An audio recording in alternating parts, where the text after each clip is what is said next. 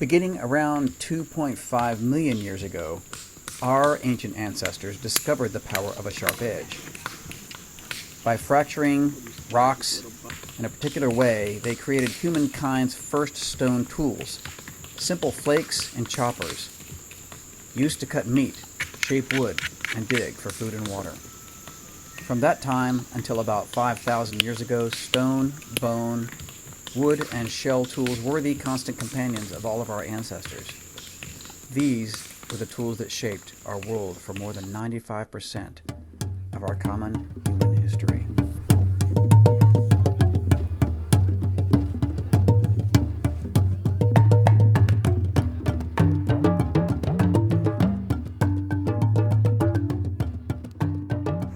Those are the words of Steve Watts, a prehistorian and the former director of the Aboriginal Studies program at the Shield Museum of Natural History in Gastonia, North Carolina. Steve was also a founding member of the International Society of Primitive Technology and a president for a time. He passed away some years ago, and I am eternally grateful for having the opportunity to sit at his feet and learn a thing or two. One among the many great teachers that we've had who share their knowledge of the skills of our ancestors. I'm Fuzz Sanderson, Piedmont Earthskills, with another video for the Archaeological Society of South Carolina. My name is James Clinkscales, and I'm teaching flint knapping, among other things here. We're doing some bipolar percussion this morning. I learned this method from Steve Watts, and I've been teaching it at all my classes ever since.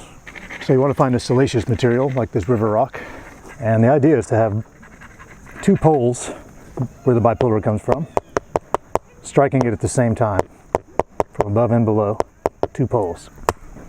And if you miss like that, it really hurts it hurts. There we go. So as you can see, we have several sharp objects now to choose from. If you need a knife or a little scalpel, get something that's pretty sharp and easy to make. Useful tool, good scraper. There we go. And I do think that there are applications in the modern world where this kind of thing can come in handy.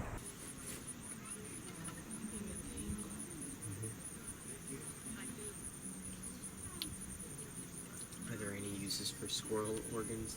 In archaeology, I think it's a natural progression for people that like to find arrowheads, want to know how those were made and how those were produced. You can find in the field, if you like to find arrowheads like I do, and you can kind of figure out how they made them by looking for concordial fractures and Hertzian cones. The ability to make and use stone tools has given humans a phenomenal advantage over other species. The manufacture of flaked stone tools, flint knapping, is at once a practical pursuit, a craft, and an art form.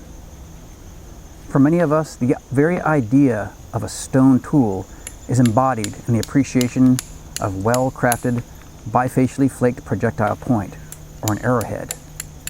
The true advantage of stone tools is that they are a physical extension of our mind and body that allow us to slice, saw, scrape, chop, and hack, thus granting a degree of control over our surroundings.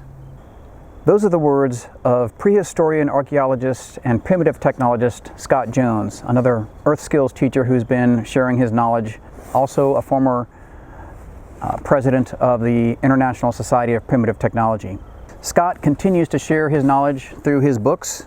This is From a View to the Past, and he runs a program called Media Prehistoria, where you can continue to learn more skills from him. For the Archaeological Society of South Carolina and Piedmont Earthskills, this is Fuzz Sanderson. Thanks for watching.